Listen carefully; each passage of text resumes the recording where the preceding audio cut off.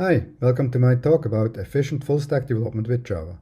My name is Simon Martinelli, and I'm a full-stack developer already for close to 30 years.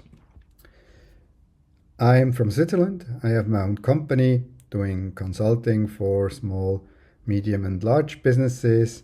I'm very active in the Java community, running the Java user group in Bern. I'm also teaching at two universities in Switzerland, and I was awarded as a Java champion last year. I'm also a Vaadin champion and an Oracle Ace. So before we dive into some ways how to build full-stack applications with Java, let me go back in history. When we started using computers, there was an architecture called client-server. So in the beginning, usually even the client was accessing the database directly, and later on we had another architecture type. It's called layered architecture, and there we usually split the application into a presentation layer, a business layer, and a persistence or integration layer. Finally, in 1999, Java Enterprise Edition was released, and from that point we had a lot of Java EE servers like JBoss, Glassfish, IBM WebSphere, WebLogic, and so on. And usually we had two types of applications. One was like a fat client or a rich client, usually Swing or later on Eclipse RCP. But we also had the possibility to do web applications with servlets, JSPs, and so on. And on the back end, we had Enterprise Java Beans, or later we had Spring, which made the development process much easier with dependency injection. In that time, we had a lot of frameworks. That's just a small expert of all the frameworks that are available still. So we have AWT, JavaFX, Swing, Eclipse with SWT. That's for rich clients. And on the right-hand side, we have Java Surfaces, Timeleaf, Vaadin, Apache Wiki, Struts, and many others to build applications with Java. But now, what do we do? In the meanwhile, around 10 years ago, it started with Angular first, and then came React and Vue and various others, so-called single-page application frameworks. Now, the point is that if you look at the picture, you can see that's probably more or less the same than the client-server application that we've seen before. So what does that mean? So the client is entirely developed in JavaScript and it runs in the browser. So we need kind of an API to communicate with the server. And on the server side, we have like a Spring Boot or Quarkus or Helidian application, for example, and we usually access a database or a messaging system like Kafka or any other third-party integration things. But there are some issues with this single-page application approach. First of all, we enter two complete different ecosystems. So instead of just having one, as we had with J2E, Java EE, we now have two. On the server side, we will probably do that with a framework like Quarkus or Spring Boot. So we're on the server side also with a build system with Maven or Gradle, and it's all in Java. So we are familiar with that as a Java developers, and then we have to go to the client side and we have to learn JavaScript or TypeScript. We have to learn React, Angular, Vue, or any other of those frameworks. And that could be very difficult because it's very hard to be an expert in both ecosystems. On the other hand, there are two other issues that we have. So first of all, we have to access the API.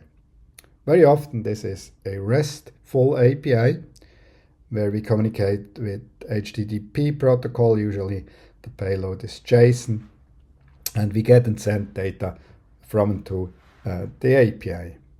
So how do you access this API? Do you have to develop it by hand, or is there some possibility to generate client code directly from the API?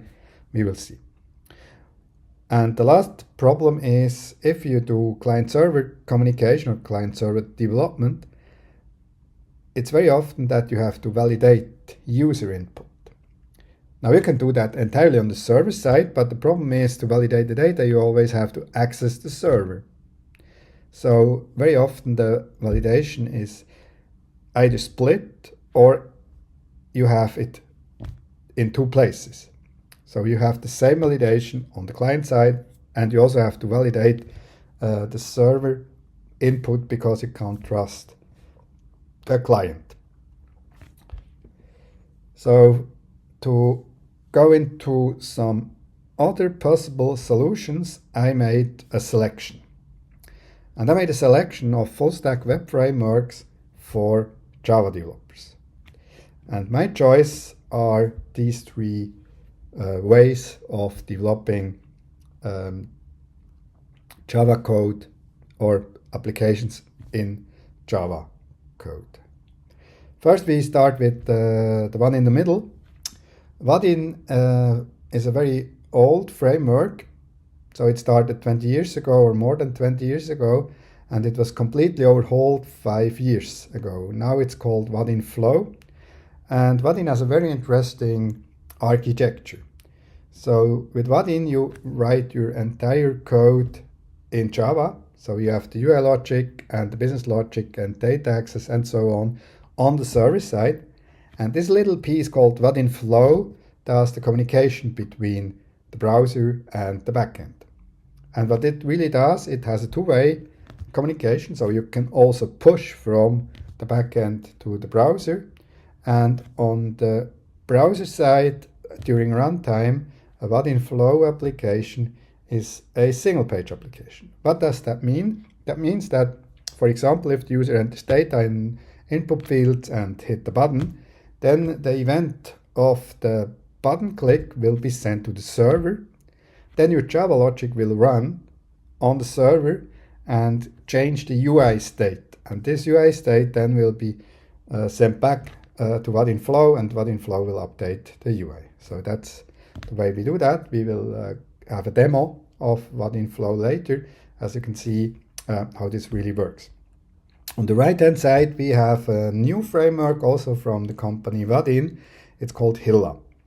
Hilla has a different approach. Hilla just wants to solve the three problems we've seen before, but you also have like a client in TypeScript or JavaScript with either React or Lit, and you have so-called endpoints or browser callable services, and Hilla will generate the client access code, and it will also generate validation information so that you just can use like bean validation annotations, for example, on your data transfer objects, and this will be used as well in the client for the Hill application. And on the left hand side we have Timeleaf with Spring Boot, so we use Spring MVC, and we have Timeleaf as a template engine. And because this is all statically rendered on the server, we can add some dynamic behavior to the application using a pretty new tool called HDMX. So HDMX is a library that you can integrate in your application, and it will be possible to just render or re-render parts of your application. For example, you can do a REST call and you get not JSON structure back, you will get back like an HTML fragment, and HDMX will then exchange the fragment for the update of the page for you. So that's quite good. HDMX, by the way, has nothing to do with Timeleaf. You can use HDMX with any server-side rendered technology. Okay. Now, what are the characteristics of these three selections? So Timeleaf has the server-side rendering of HTML templates, and it can add dynamics with HDMX. And Vaadin is completely different, so it has a server-side Java component UI model, and this will be synchronized with the client side. So that also means, in contrast to Timeleaf, Vaadin needs state on the server side. So to have this changes applied in the client, you have to have the UI state on the server as well, and this will be synchronized by Vaadin Flow. And finally, Hilla, as I already said, you can build applications with TypeScript in Lit or React, and you will have the backend in Java. So if you go with Timeleaf, you have to know Java for sure, because you want to write your application code in Java, but you also have to know HTML and CSS to style the page, to build the page, to build the HTML templates with Timeleaf. If you have a look at Vaadin, Vaadin is different because with Vaadin you just need to know Java. So you don't need to know HTML or JavaScript, you just need to know Java to build your own application. And with Hilla you need both, like with traditional single page applications, though there's no benefit in terms of the skills required in terms of programming languages. For the API with Timeleaf, you just need an API if you want to have partially rendered information or parts of your HTML page, and for that you use HTMX and you need an API to call from HTMX. With Vaadin you don't need any API, so you save a lot of time because you don't have to build the API, you don't have to test the API, you can directly access your services from your UI code that runs on the server side. And finally, for Hilla, there are generated Java endpoints. They are called browser callables, so services that are then transformed during the runtime or the build time to a API that can be used from the client side. Now, if you build business applications, something is very important. It's very important that you have components. With Timeleaf, you in fact don't have any components. You just use plain HTML. You can use Tailwind or something like that, but it's not a component-based framework. It's a template-based framework. But with Vaadin and also with Hilla, Vaadin has a rich web component library. So Vaadin, with the overhaul in 2019, introduced web components. So you use web components to build your application. Vaadin has many of them, but there are thousands of web components out there that you can easily integrate as well into Vaadin. And Hilla takes the same or uses the same web components. They even have wrappers if you write your code with React. And the build time for all of the three is with Maven or Gradle. With Vaadin and Hilla, there will be some JavaScript builds with npm, but you don't see that. So you don't have you will have a package JSON file as well, but you will not use that. So the Vaadin and Hilla plugins for Maven and Gradle, they will generate all the client stuff for you. So you don't have to care about that. That all comes for free. Server state I already mentioned. And for the security part, I would say if you're using a framework like Hilla, where you build really single page applications, then you have to take care of security because you're building client and server. If you're building an application that is server-centered, like with Timeleaf, you have everything on the server. So you have the access control on the server side, you can protect your controller, and then you will be safe. And with Vaadin, you have server-side security as well, like with Spring Security, but security is also built into Vaadin. So there is a cross-site request forgery protection, for example, or you have an entire integration of the Vaadin components into Spring Security. So that's the way things work. Now I talked for a while just to give you an idea, and now let's have a look at how this works. And I will start with Vaadin. So let me check. Here we are in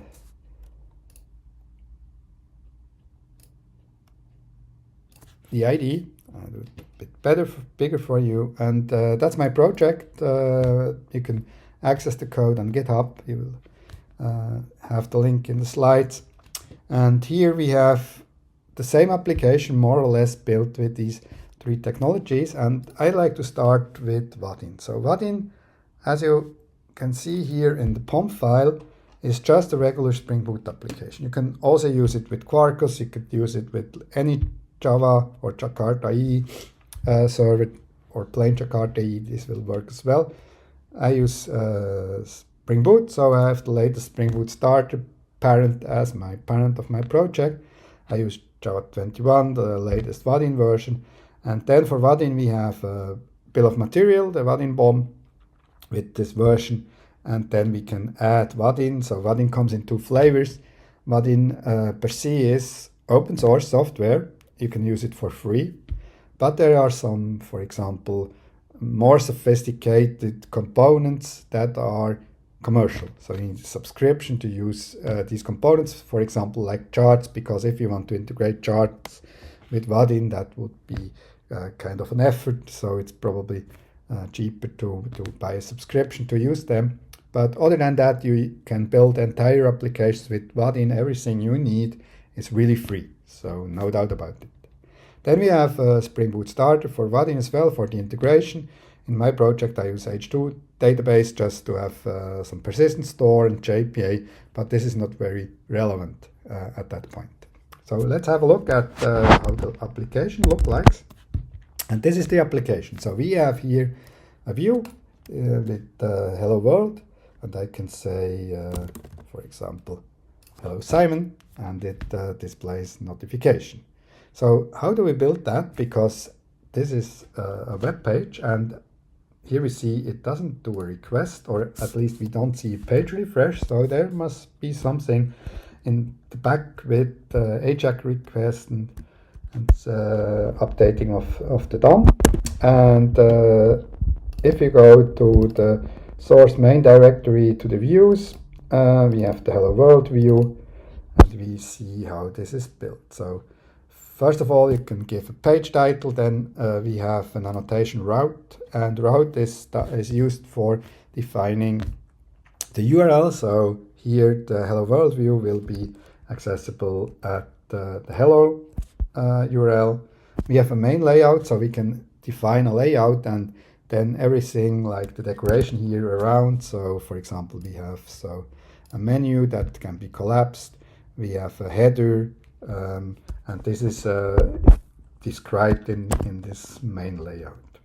And then we also can give a route alias. So for example, here we have hello as the default URL, but also the context route will be routed to that hello world view. Then we create a class, and we extend from a component from Vaadin. So Vaadin has, for example, a div as the simplest one, but they also have a horizontal layout, a vertical layout to arrange the components on your UI. And then it starts with like traditional client-side programming in Java. Like you would do it in Swing, for example. You create a new text field, you can pass a label, you add a button with a label, and then you have an event listener here. When the user clicks on the button, it shows a notification with the name. That's it. And then you have to add these 2 components to the UI, and you're done. So it's pretty easy to build applications entirely in Java with Vaadin. There's a second view, it's called Master Detail. And in this master detail view, we have a grid. And if I scroll down here, you may notice that this grid will reload. So we have built-in lazy loading in the Vaadin grid, and that's a great thing. So if you're building business applications, you always need grids or a table. And this is also the most complicated component from Vaadin, because it has also sorting, for example. Here you could add filtering. That's not implemented in my demo application, but you get an impression how this will work. And then if you click on some of the rows, then you see a form on the right hand side, and you can go ahead and change the data and save it. So here's the save button below. And to give you an idea how this works, we have a look at the master detail view. This is a bit more complex than the hello world from before. So we have also a route, but this time we use a route template. So for editing, for example, we changed route. So if I click here, you can see in the URL in my browser that it changes. So this means that all the routes are accessible through a URL, and I can copy that, send to someone, and or create a bookmark, stuff like that. And then we also have the main layout. In that case, we just use a div. And then we have a few components. And let's start with the grid. So the grid is created here. So you can define a grid and define the type of the grid. And then you can add columns. Here in that case, I use columns by name. So it will call a get first name, get last name, and so on. So you have to follow the bean conventions. But you could also pass a lambda expression, for example, a method reference for that. Then we can change some things with width, for example, of the column. And here we have something special. I could create a column with components. So, for example, I could add like a button to the column. But sometimes this is, if you have a lot of rows, this will create a lot of components. And in that case, it's maybe better to use just a template. And for that, we use lit. Lit, by the way, is the web component library that you can use to build your own web components. And this is used by Vaadin. And so I directly pass in here the HTML template that will be rendered. So I didn't have to do that way. It's just to show you how such things can be done. And finally, and that's probably the most interesting part of the grid, you have to set the items. And here, when this set items method, by the way, there are multiple set items methods on the grid. There's some where you can pass a list, but passing a list probably is not a good idea when you have more than a few entries. So if you have hundreds or thousands of entries, then you should use paging. And for paging, you get the query. So you have to write this lambda that takes the query. And in the query, you have the page size, and you also have the sort order. And Vaadin brings a Vaadin Spring Data Helper, where it directly converts the Vaadin query to a pageable object for sorting. And then we have to call stream on the list that we get back from the service. So our service here is just a call of the find all method of a Spring data repository, and then we can have that. And then if you want to edit the data, we can add a value change listener, for example, to select the data. And if we select that, we navigate to the route with the ID of the person in that case, and this will populate the form. And going down to the form, we can see that the editor layout is created. We have first name, last name, and so on. So we have text fields, date pickers, a checkbox, and we add them to a form layout, and this will be displayed nicely. Now the question is, how is the data populated in the form? And for that, Vaadin knows the concept of a binder. So in that case, it's a specific one. It's a bean validation binder.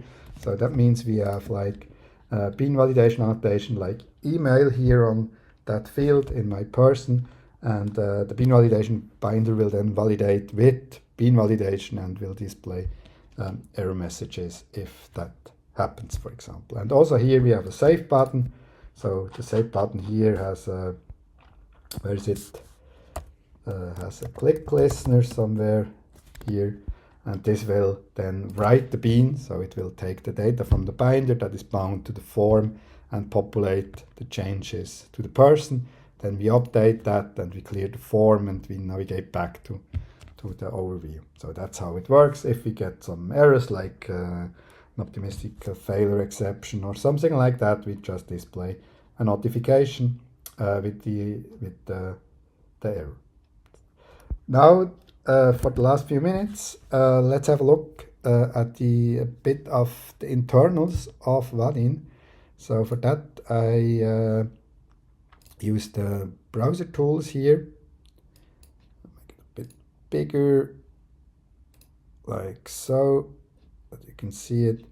And now if we go to an element, for example, we see that this is a input field, but it's in the shadow DOM, so it's a web component.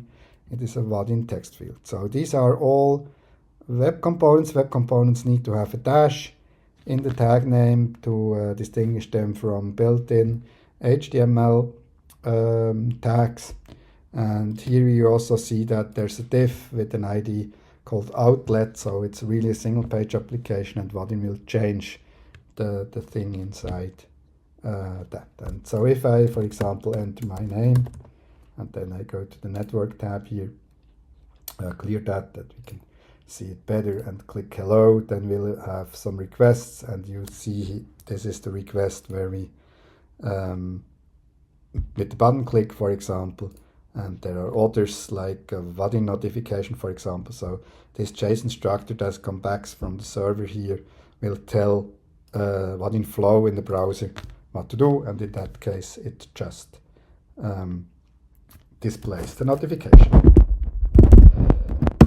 So to conclude, out of these three frameworks we just saw Vaadin because probably you didn't know about that. If you really are into data-centric business applications like I am, so most of my clients have this type of applications, then Vaadin is very good for you because you save a lot of time. You don't have to write a REST API. It's much faster to develop with Java only. If you have a lot of client interaction, if you want to use or create an offline capable application, if you already know like React, for example, or Lit, then Hilla is something for you. You should look into the code example. And if you want to have full control over HTML, or if you want to take advantage of server-side rendering, so you have no JavaScript, it's completely stateless, you can cache it, it's optimized, or it's easy to optimize for search engine optimization, then you probably want to go with something like Spring Boot and Timeleaf as a component framework, and you can add HTMX to add some dynamics. So that's it. Here you see the URL on github.com /ch. Full stack is dead. You will find the three examples. I hope you like the talk. If you have any questions, you can reach me on my website or via email, or if you're on Twitter. This is my Twitter handle. Thank you very much. Enjoy the rest of the conference. Thank you.